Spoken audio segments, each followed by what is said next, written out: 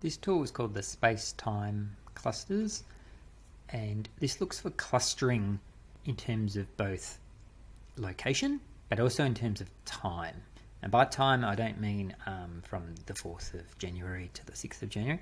I mean by time of day. So it doesn't really matter which day it occurred on, but they happen at the same time of day. So you can have areas that can be hotspots, but only at certain times of the day. So it might be locations where kids after school go to and cause problems. So it happens there at 3, 4, 5 p.m. You might have other areas that do happen but late at night because they're entertainment areas. So this is designed to find those top clusters in terms of both place and time, so that each can be analysed separately, and potentially a different sort of response to it can be found. You're not treating everything just in terms of place occurring at the same time.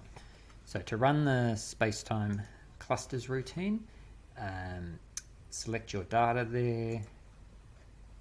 You need to give it date and time columns. Now if you've got from dates and times and to dates and times, so if you've got commits where commit unknown times, you can put those in and it will handle those.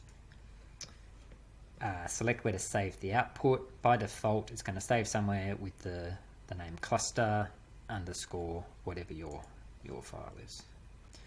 And then you've got this. So search radius means it'll create a grid and it will go out and search a certain area, and that's the size of the circles that you get back to.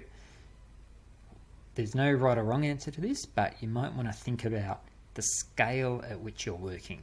So for example, if you're trying to find places where you can put foot patrols, have a think about what size of area those foot patrols could cover. So if you give them a sort of a 20-kilometre area, they just can't cover that sort of area on foot patrol. So something like 500 meters, maybe even that's a bit big. You might want to go with 300 meters. It's up to you. Time span in hours.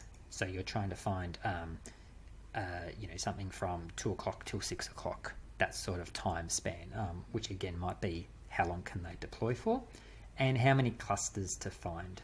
It goes up to a maximum of 5 because it takes a long time to run.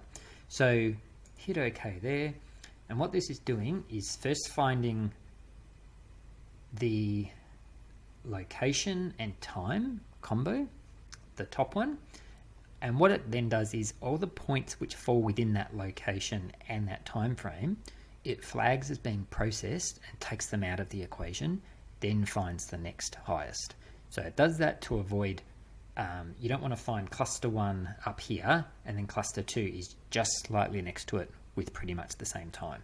If it was doing that, then it's basically finding the same points each time, the same records. So we want to say those records are now accounted for, taken out of the equation. Let's find the next one. So these circles can overlap in terms of space, but they can't overlap in terms of both space and time because the points will have already been removed. In this case, it's found 5 separate clusters. If I zoom in and have a quick look,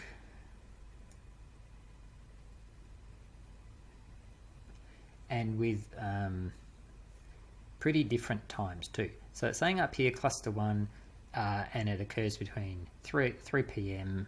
and 7 p.m. If you look down here at cluster 2, it's saying that's from 6 in the morning until 10 in the morning. So very different times there, which would mean a very different response.